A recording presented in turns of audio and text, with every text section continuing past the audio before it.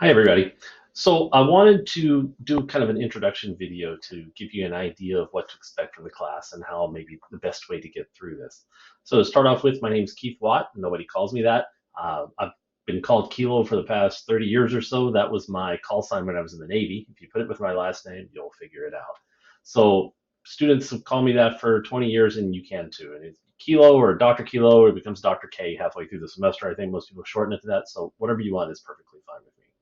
So what I want to do is show you how to access everything. Now, let me say on the front end, this is an 8-week class.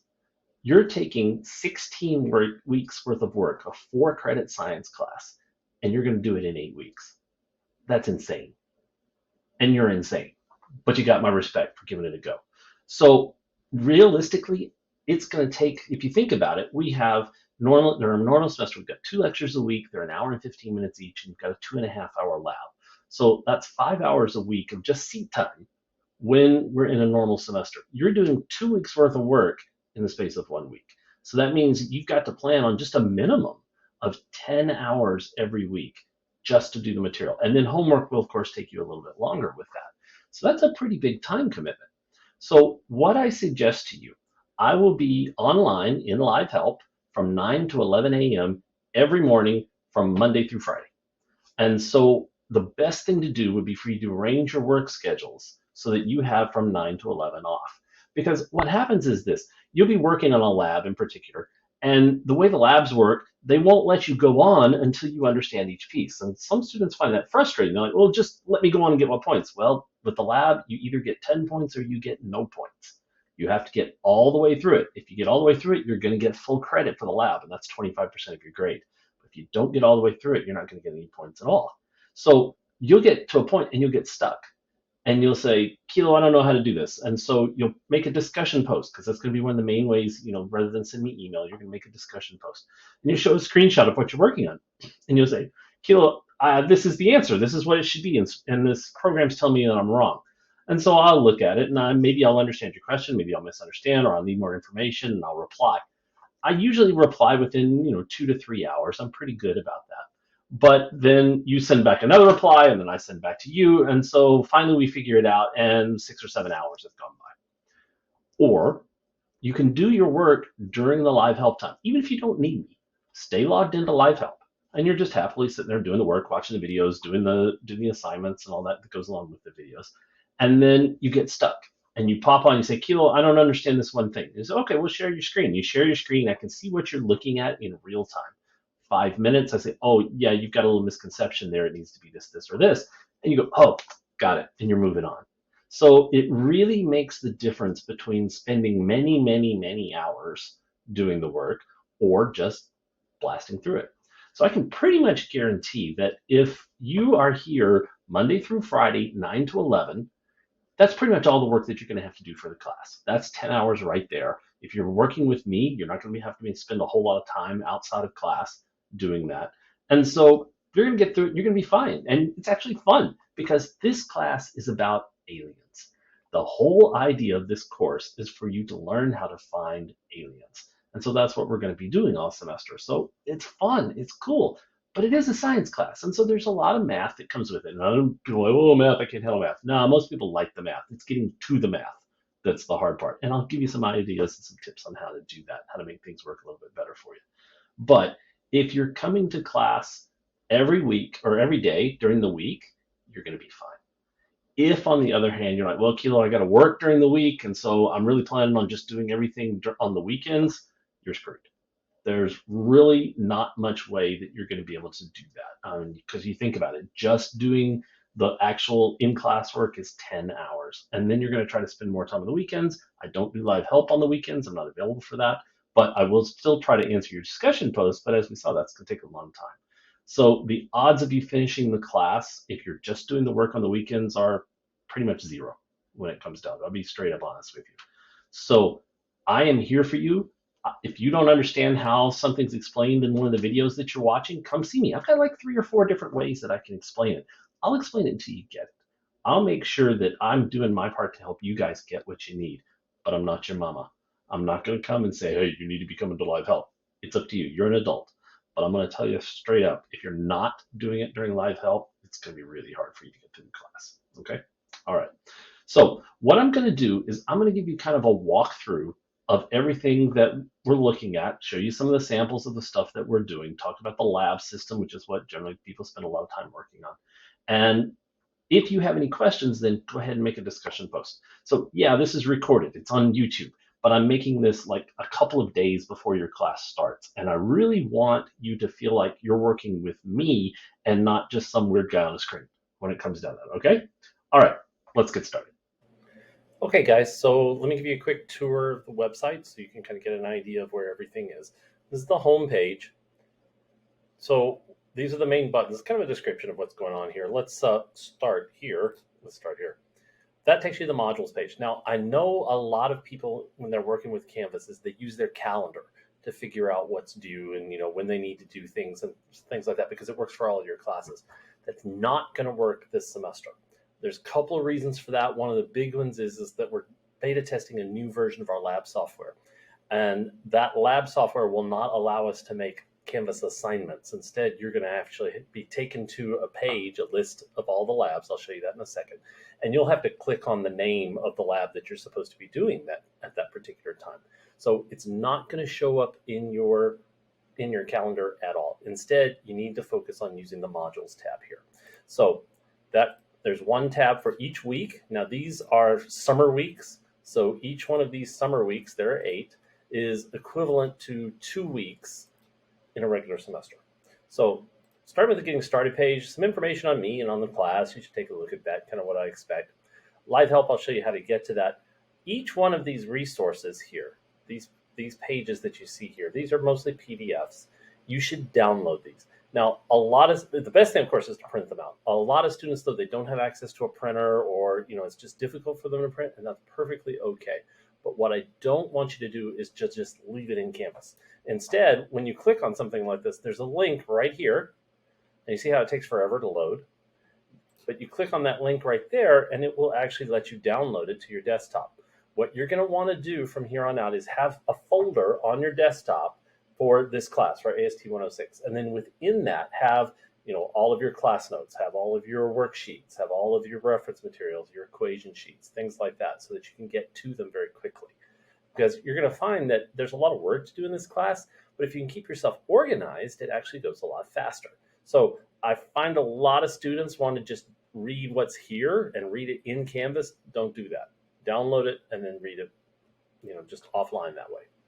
All right, let's go back to the modules tab here.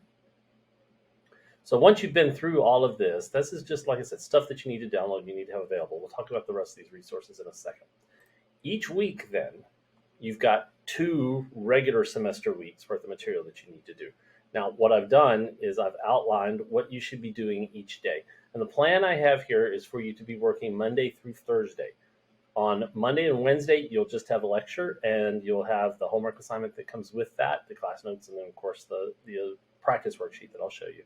And then on Tuesdays and Thursdays, in addition to that, you're going to have the lab. Remember that if you were in person, the labs take about 2 hours, 2 to 2.5 hours. Most of these won't be quite that long, but they might be. And so, I've had students get frustrated when they say, well, I've been working with this lab for 3 hours or whatever. Well, yeah, it can take that long, particularly if you're working by yourself. Some of them will be fast, but some of them, especially if you get stuck, it's going to end up taking some time. This is why, as I said in the first part, if you're working online live with me, you're going to find that you're going to get finished with the labs in 45 minutes max, probably, for most of them. Because anytime you've got a question, you can just pop over on the screen and say, hey, Kilo, how does this particular thing work? And I can explain it to you right there. So again, if you can arrange your work schedule so that you have from 9 to 11 off every day, you're going to sail through this class. You're not going to have any trouble at all. If you're not able to come to the live sessions for that, then you're going to struggle. That's just kind of how it is. Okay, so the format for each day is pretty much the same. So there's class notes. Now these class notes, you can identify them because they're the front and back of one page. So at student requests, I have put these as Word files. So they're docx files that you can download. And just like I said with the other, you want to click on that link and download it. So those are the 2 pages. It goes along with the video. So you want to have the video for that lecture and your papers out at the same time. Most of the time while you're doing this, the video is gonna say, stop the video and write in your class notes. So stop the video. Okay? Seriously, don't just, oh well, I'm just gonna blast on through and it'll be fine. Seriously, what's happening is you're making it actually harder for yourself. We've tried to tailor this course so that there is nothing extra in this class. So you're down to the minimum of what you need to learn how to make this work. And we found that students have to do all of the different components. You have to do the in-class work. You have to do the labs. You have to do the practices. You have to do the assessments. Once you do all four of those, it kind of all comes together. But if you leave even one out, you find that you're struggling and you're confused. So trust me when I say, when the video says pause the video, pause the video. Another thing that's a good idea while you're doing these is if you can find time to do it with your friends. Get a group, post a discussion. If you don't know anybody in the class, that's perfect, fine, that's normal. Post a discussion and say, hey, I'm available to work on it from 10 to 11 every day, or from 5 to 6, or whatever time is good for you. You can go into one of our Google Meet classrooms. I'll show you where those are. And they're open 24/7. And then all of you can do it together. And you'll find that it is much easier working as a team than it is to try to do it by yourself. That said, I'll always have students who try to do it by themselves, and many of them get through it, but you end up hating life. So make sure that you're getting together with a group or working with me. All right. I also have the PowerPoint here. That's the actual PowerPoint that's used in the video. You don't have to download it. I just had some students who asked for it so that they could, refer back to it. Perfectly okay with me. So it's there for your use if you want to use it. You don't have to, because it's showing in the video while it's going on. So you'll have that. The lecture video, this is the lecture for the day. These go to a YouTube link. And then I actually have a YouTube playlist where you can get to all of the videos in order from that. So if you click on this link, it'll take you directly to it. And that's what I suggest that you do, so that you don't have to go scrolling through YouTube and figure out which one you're supposed to be reading. Do everything from the modules page. I cannot stress that enough. Do it from modules. Okay, then you'll have a practice worksheet. And the practice worksheet you can always tell because it's just the front side of one page. This is graded for accuracy. That means you have to get it all right. And so if you've got something, in this part that then changes your numbers for all these, you're going to end up getting them all wrong.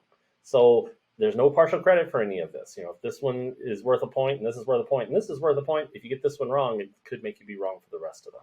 So what I suggest you do is, while you're in live help, let's go over the answers. As soon as you've got the answers to it, just pop online, say, hey, Kilo, I want to go over my homework. And I'll say, hey, that's fine. Let's do that. You read me what you've got. I'll tell you yeah or no. I won't tell you what the answer is. I might give you some leading questions that might get you there, but I'm not going to tell you what the answer is. But I will tell you if what you have is correct or not. So realistically, guys, there is no reason why you should not get 100% on your homework, which is 25% of your grade. All you have to do is show up, And for some reason, I generally only have 3 or 4 students who take advantage of that every single week. And they're surprised that other people aren't doing it. They're like, why would you pass that up? Well, everybody has to be on their own, and I'm not your mama. So I'm not going to make you come, but you're going to come to the class. But I'm not going to, hound you to do it either. So it's kind of up to you. But it's your choice as to whether you want to make this easy or make it hard. Okay, so go back to modules here. You do need to either print it out and do it on paper, do it with a pencil. I think that's the best thing to do, because sometimes you're going to be drawing. You're going to be drawing some figures. You're going to be writing on figures and things like that. And that can be a little tedious to try to do in Word. It can be done. Students do it. So the easiest thing to do is to, once you've finished your homework, just take a cell phone picture of it. Make sure that it's one where I can see everything on it. Make sure it's very clear. Don't have your shadow standing over it so that I can't read it. Remember, I have to grade these manually. So I've got to be able to read it. So you can do it with a cell phone, and that's perfectly fine. You can scan it if you want. I don't care. That's perfectly fine too. Some students will do it in Word, and that's fine too. So if you don't have access to a printer and there's no way that you can get it, you can do it in Word. Just understand that sometimes drawing on the graphs can be a little tricky. As long as you can describe to me what you're doing in a way that I can follow it, I'm cool with that. But you got to make sure I can follow it. And the best way to make sure I can follow it, come to live help and check your work before you turn it in. Okay. The other thing, if you're absolutely desperate, I have had students who just basically write down the questions on notebook paper, and then they take a picture of that. That seems like a lot of extra work to me, but if it works for you, that's fine with me. Once you've got your practice done, then you click on this link right here and you'll submit it. Now, for the student page, there's actually a place where you can upload it. You can upload it in any of these formats. DocX is what it is natively, but if you take a picture of your cell phone, it might be a JPEG or a PNG, something like that. If you do it in Adobe Acrobat and scan it, it's probably going to be a PDF. Any of these formats are fine. I also have a rubric here. This is how you're being graded. Like literally, your page shows up, the rubric shows up, and I click to say which ones you've got right and which ones you've got wrong, and whether you've got partial credit on it and things like that. So anytime after I've graded your work, if you didn't get 10 out of 10, you should go back to the rubric and see what you did wrong, because you want to get that worksheet to be exactly correct. Because by the time you get to your final, you're going to use those worksheets to do your final. You don't have to memorize anything, but if you don't have it in the worksheets, well, you're going to struggle when it comes time to do your final. All right. So make sure that you've gone back and fixed that. Also, even before you turn in your work, you can take a look at this and you can see what I'm going to grade you on. There's no secrets whatsoever in this. All right.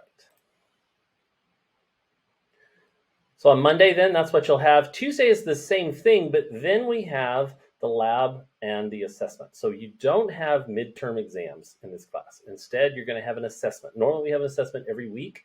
You'll have 2 every week because you're doing it twice as fast. So these are graded for accuracy. They're 10 points. If every one you get wrong, you're going to lose points on it. However, once you get through it, if you want, you can redo it. And then, of course, you probably know all the correct answers now. But then once you've redone it, it's going to report your average grade to Canvas. And you may say, well, Kilo, why would you do that? That's crazy. Well, you remember back when you were in high school and you took a test or something like that, and your teacher said, well, you can do corrections and I'll give you back half credit for it. This is the same basic thing, only better, because now you can keep going. Let's say the first time you do it, you get 5 out of 10. Okay, that's terrible. That's 50% on your exam. That's awful. So you go back and you do it again. This time, of course, you know the answers, so you got 10 out of 10. So your grade is now 7.5. You don't like that? Do it again. Get another 10 out of 10, you're going to be a little bit higher than 8, and so on and so on. You can do it as many times as you want. You can't get all the way to 10 because that's mathematically impossible, but you can get pretty close to it from that. And you may say, well, Keto, why would you let me do that when I already know the answers? Well, there's a lot of studies that show that the more times you interact with material, the more likely you are to learn it and remember it. So it's not about you and me playing this game with each other. The point is for you to be able to learn it. So you going through it multiple times, hey, that's worth the points to me. So I'm perfectly happy to do that with you. However, I do want to tell you this. If you've tried more than twice and you haven't gotten the correct answer, you need to stop and get some help for that. All right. Same thing goes with the labs. Now, the labs, as I mentioned, this is new. It's new this summer.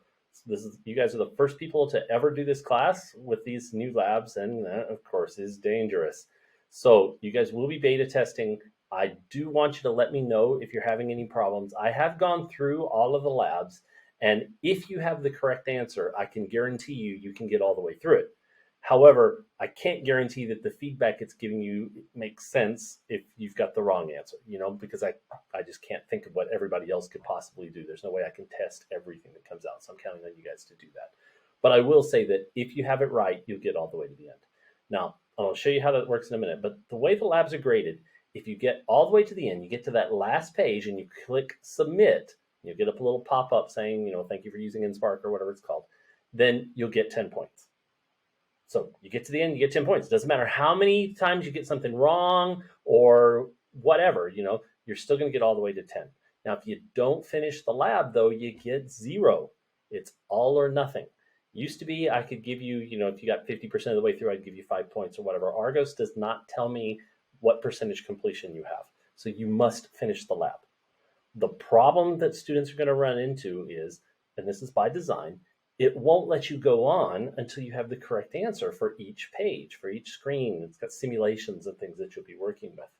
And so you maybe have some misunderstanding and you get stuck, and it's literally not going to let you go on. And that gets frustrating for students. They're like, Kilo, you should just let me go on and get whatever points I get. That's not the point. The point is for you to learn the material. So it's not going to let you go forward. That is by design. So that's why I'm telling you, if you have tried twice, stop. You've got a misconception, something that you don't understand, come into live help. Let's go over it. Hopefully you're already in live help. And then, give me usually 5 minutes. You're like, oh, I get it. But you'll be absolutely convinced that you're right and the computer screwed up. Most of the time, you don't have it right. You've got some sort of misunderstanding that's going on in there. Like I said, I have tested all of the labs, and if you've got the right answer for all of them, you will get all the way to the end. So I can guarantee that. If you don't have the right answer, I can't guarantee anything that's going to happen. Okay, but you can at least know that you're wrong from that. So come get the help. I'll work it out, and we'll get you going. With the labs, I can actually give you as much help as you need until you understand. There's like 3 or 4 different ways I can explain things. If I'll explain something that works for maybe 25%, or sorry, 75% of the class, but that means 25% of the class needs to see it another way, and that's probably you. So come see me. I'll explain it a different way. You don't like that, I'll explain it another way, and I'll keep going until you understand what's going on. Okay? Now, if you can't come to live help, then you want to make a discussion post. Discussion posts are right here on the side. You click that button for discussions. I'm going to move the camera over to the side here so you can see it. You click the plus discussion button, give it a title, and then type what your question is. Now, one thing you must do is give me a screenshot. Otherwise, I have no way of knowing what you're working on because everybody gets random numbers and nobody has the same numbers. There's no way I can tell what's going on. So if you look down at your keyboard, and this goes for Mac and Windows, there's a print screen button. Almost all keyboards have it. It's a print screen button. You just press that button one time. Just press that button. And then when you click in your message, you hit Control V, and it will paste your screenshot into the message here so that I can see it. That's the best way to do it. That way nobody has to download anything. It'll just be there in your message. What I want you to do is give me that screenshot, but that's not enough. You got to tell me, what is your question? You must actually ask me a question. Once you've asked that question, say, okay, this is what I'm trying to do. This is what I think the answer is. I don't understand why it's not working. I've had some students who will also they'll be doing a math problem, math part of it. They'll work out it on paper and they'll take a picture of that and put it add it to their discussion post as well. That is beautiful because then I can actually see what you're doing and oh, you forgot to convert to light years or whatever the right answer was for that. And then we can fix it really quickly. Other than that, we're going to have to go back and forth and back and forth and back and forth. It's going to take some time. You may say, Kilo, I don't like making discussions because I don't like people to read me. It's okay. Remember, 25% of the class has exactly the same question you do. Be brave. It just means you got there first. It just means you're working a little bit faster than everybody else. Go ahead and post your question. That way, when they have the same question, they'll come back. They'll look on the first place you want to do is look on the discussion board. They'll go, oh, that one's already been answered. I see what's wrong. Okay? So I'm going to go ahead and cancel this down here. All right, we'll move this camera back over there and going back to modules. Okay, so let's take a look at what the lab's going to look like. Now, each one of these links is going to take you to the Argos, what's called a Learn Space. It doesn't take you directly to the lab, unfortunately. I was able to do that with our old system. I can't yet do that. They're hoping they'll have that functionality by fall. So you need to remember the name of the lab that you're doing. Also, this is the date that it's due. That's nothing strange. Everything is due on Sunday. Sunday at 11:59. So that's not going to change. So, you see where the calculator's practice worksheet, for example, is due on June 5th, 11:59. So is your lab. Everything's due Sunday, 11:59, period. So we click on that, and then it will say, hey, load it in a new window, because you're probably going to want to maximize this. Close that. And so here you see the one we're working on is astrobiology. Okay, it is beta. Right now, everything shows in the opposite order from the way I put it into the system. I was going to just go ahead and put them in backwards so that they would show up correctly for you, but the folks at Argos said, well, we're going to fix that on June 3rd. And so if you change it now, it's going to flip again, and then everything will be backwards again. So I decided to just leave it. So hopefully everything will be in the correct order by June 3rd, but right now they're just in reverse order. So the first lab you're going to work on is astrobiology. So you click on that. And then this takes you into the system. Now, a couple of things I want you to see.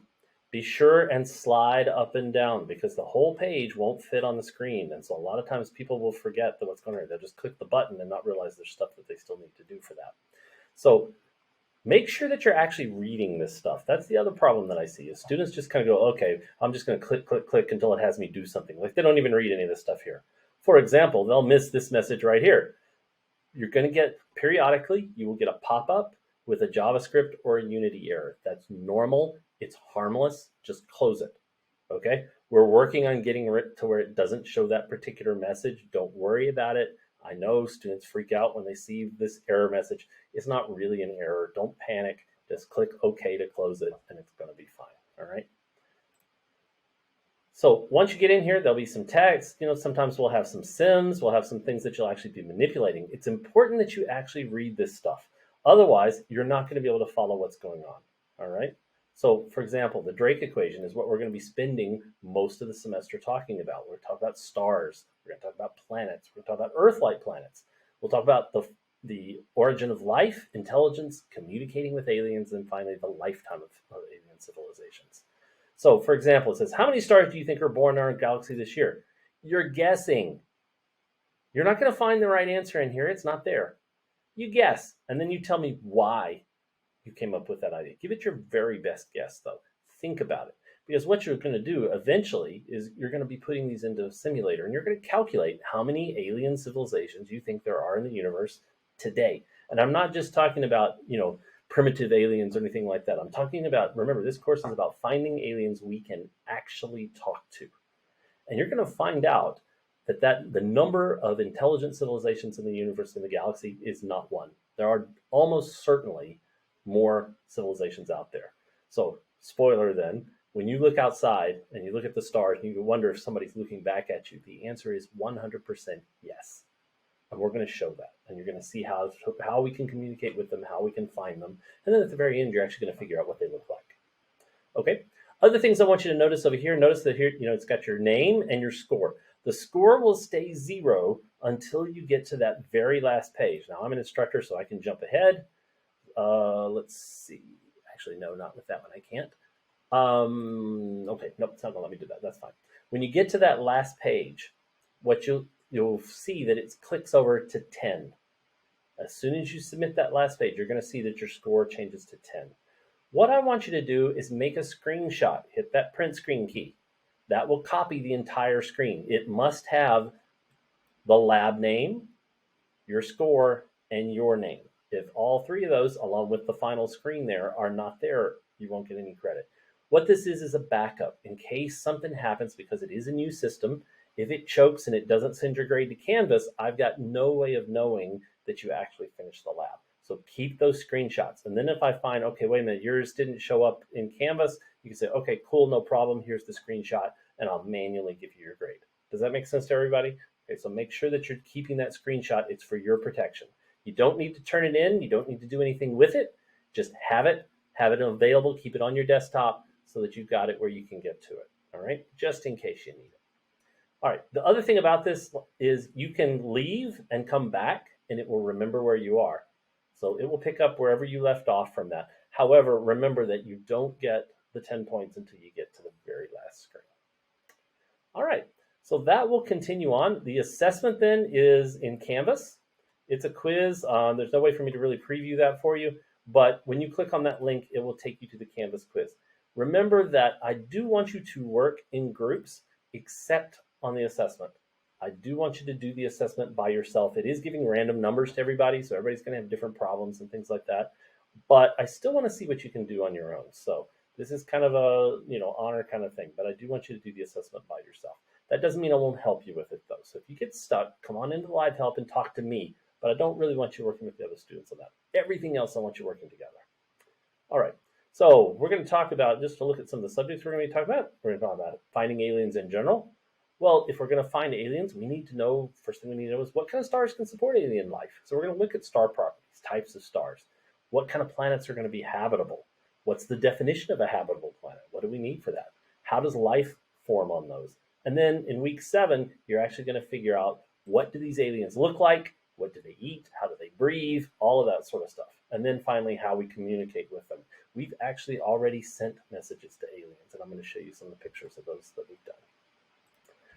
Then comes to the last week. Now, remember, this is week 8, so this would normally be 2 weeks. You only have 1 week to do it. This is why for week 7, if you look down at the bottom, there's only going to be 1 lab and assessment for week 7. So after you finish the lab on Tuesday, go ahead and do the work on Wednesday and Thursday. But then starting on Thursday, I want you to go ahead and start working on your final project. All right. Now, as I said, there's no final exam for this class. It's a project. So if we go into Argos, we're going to open that up, and we'll do final project here, just so you can kind of get an idea of what it's going to look like. Take a little bit for this one to load because it's pretty slow. Let's see, it's trying up there. But basically what it's going to do, we're going to give you a star field with 500 stars. So we'll start the attempt like here. You got 10, you can do it as many times as you want, basically. Some instructions and videos. This is Ariel Ambar. He's at ASU. He's in charge of their astrobiology lab. So he's one of the people who are doing it for real. So everything that we're doing here is the actual techniques. So what you're going to be working on is basically you're going to be finding that habitable world. So if we go to the star map, it'll look like this. Around one of these stars is your habitable alien world. Good luck. Your job is to find it. So we'll get into more detail. There's a video showing you how to do this towards the end of the semester. But just to kind of give you an overview, you click on one of those stars and you view the data for it.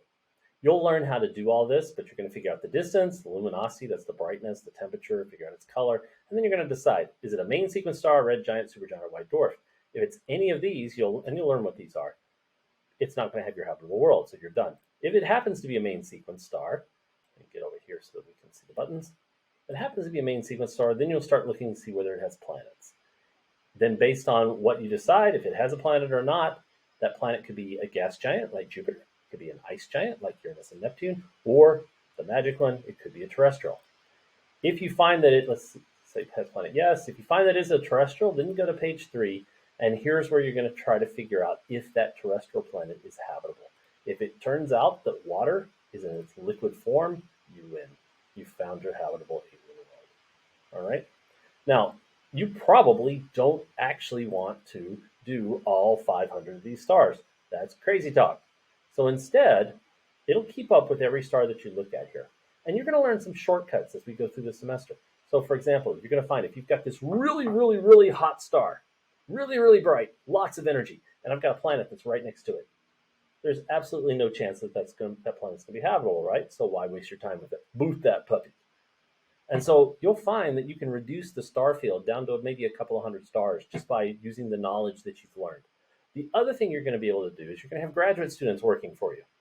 When you've got 10 stars, let me go back to the stars page here. When you've got 10 stars, you can have them, for example, you can teach them how to find the distance to the stars. You do it yourself 10 times. That's how you're teaching them. You click on those and then you click assess. If you've done them all right, your graduate students will say, we got it. We got this, boss. You never have to do it again. And so from then on, they will actually do all of those calculations. Now, it's not free. It costs you money. It costs you $125. That's not that much. You've got $50,000 to spend. The deal is, though, is if you get it wrong, they'll be like, boss, we don't understand. We don't know how to do this. Then you still lose the money. And so you'll have to fix what you did wrong and say, okay, now try this. And they'll be, oh, okay, boss, we got it. And so you can assess all of these fields. Now, I have had some students who are so stressed over using their money that they just went and did it all on their own. Don't do that, all right? That's why we have graduate slaves. I mean, students working for you. And we're paying them a little bit, so it's okay, all right? Anyway, we'll go into more detail about this when the time comes. But the other thing here is on this scavenger hunt, you can spend $100, and it will tell you a little check mark behind each one of these that you found. Obviously, a habitable world is where you can get most of your points. You need to find these other 7 objects as you go. With a possible exception of the supergiant, everybody finds all of these before they find their habitable world. It's not that big a deal. Data quality, then, this is kind of your percent error, if you remember that from high school, for the page 1, page 2, and page 3, and then overall. You want this to be 95% or higher because this is affecting your final overall grade on the project. So basically, if you've got them all right, these are going to be really close to 100% for that, and that's going to be fine. Remember, you can keep doing this. You can keep changing things until you've got it where you want to be. So as long as you've started right away, you've got a week to do it, and it will probably take you a week, then there's no reason why you can't get 100% on your final. Literally, there's no reason you can't do it. Every one of you, by the time you get to that point, will know what you need to do to be able to get here. But I want you to have the big picture so you can see where we're going. All right. All right, I think that covers pretty much everything. Let's talk about now what's on the main page here. So group workrooms. Group workrooms are in Google Meet. We don't use Zoom. We use Google Meet mostly because it's really better. It allows you to share your screen a little more easily. It does live captioning, things like that. All 6 of these rooms are available 24/7. They're available for you guys to use anytime you want. All you got to do is you click on the link, it'll take you to Google Meet. Now, of course, you can see two of me here because I'm running off of both cameras.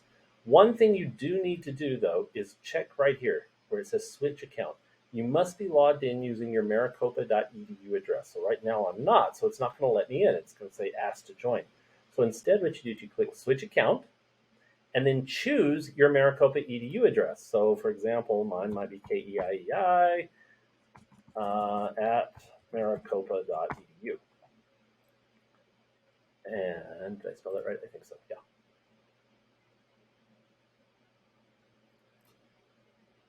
And now when it says join now. So I don't need any permissions to get in. Now, if you're trying to join with an email that's not your Maricopa edu address, you'll be able to ask to join. But obviously, if you're joining a group room, I'm not going to be there, so I'm not going to be able to authorize you to get in. And even if it's during live help, if I don't happen to hear the chime saying that, hey, there's somebody who wants to go in, I only have a few seconds to actually authorize you. So the best thing to do is make sure that you're on your maricopa.edu account. Then you won't have any problems. Okay. So all of those rooms are available to you. And going back to the home page here then, for live help, you'll click on this one right here. This takes you to a different Google Meet page. This is my wife, Sally's. She is also one of the astronomy instructors here. She's teaching 111 during the summer. So she's going to be on from 3 to 5 at this point. She might change a little bit later, so I'll update this. I'll be on from 9 to 11 every morning, Monday through Friday. So you click on that. Don't forget to, see it says ask to join. Make sure that you switch accounts.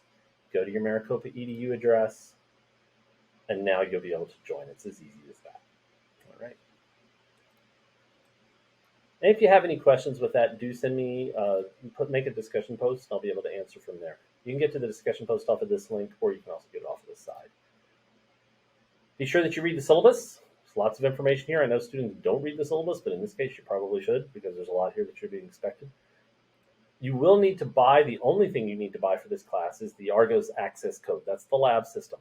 Now, what I've arranged, since it is a beta, you're going to have about 2 weeks of a free trial. So, if you get through the first 2 weeks and you're like, this is too much work, there's no way I can do this, and you reach for those yellow handles and punch out, that is perfectly fine. You won't have lost any money. After that 2 weeks, you'll have to buy the code, and it'll work just fine. And then all of a sudden, it'll say, hey, you need a code to get into here. Okay, the easy way to do it is just click on that button right there on the screen, get out your credit card, and you can buy that code right there. And it's about $40, as I recall. Now, if you get it through the bookstore, and if you're using financial aid, you have to get it through the bookstore. They have like a little pre-printed card that you tear off. It's got like a CD key that you'll type in, but they're a lot more expensive. So make sure that, if you can, do it through Canvas directly. If you can't, or if you're using financial aid and you need to, then go to the bookstore, but you're going to end up paying a little bit more. And I don't know how much they charge. They do mark it up. It's like $55 or $60, something like that. So it's actually quite a bit with that. So you will need to get that Argos code. You just won't have to you won't have to actually buy it for about 2 weeks with that. Okay. Also, make sure that you have a scientific calculator. Don't use your phone. That is a really, really, really bad idea. You're in college. It's time. Your mental health is worth the $15 it takes to get a calculator that looks like this.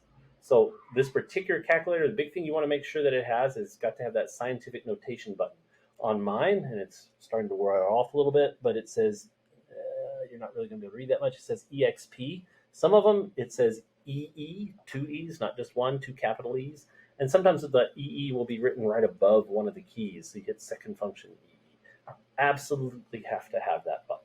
If it doesn't, don't get that calculator, or get yourself a different calculator. Some calculators have an X10X. Don't get that one. If you already have it, well, we can make it work. Some of them have bugs where it doesn't work at all. Some of them, though, it works, but you have to do a whole lot more keystrokes, and it ends up being really tedious. So don't get one of those fancy schmancy graphing calculators that nobody knows how to use anyway.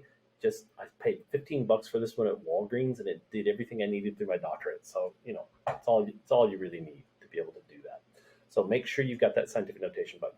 So for those who don't remember what scientific notation button, it's like 5,000 is 5 times 10 to the third. Remember that?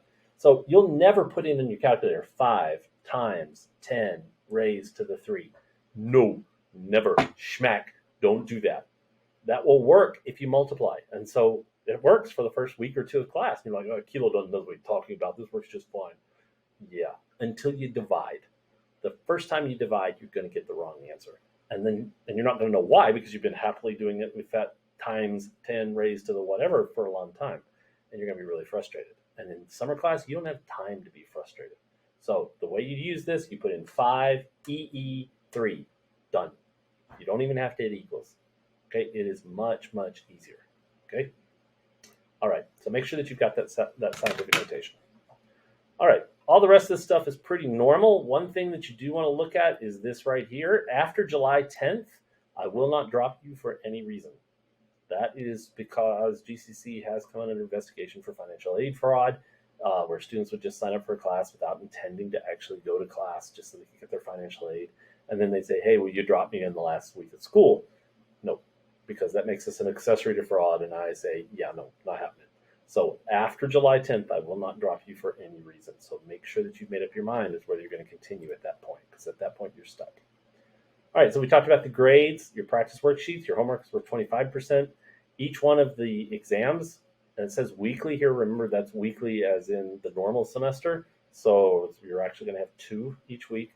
That's 25% of your exam, of your grade. Final project is 25%, and then your lab, of course, is 25% as well.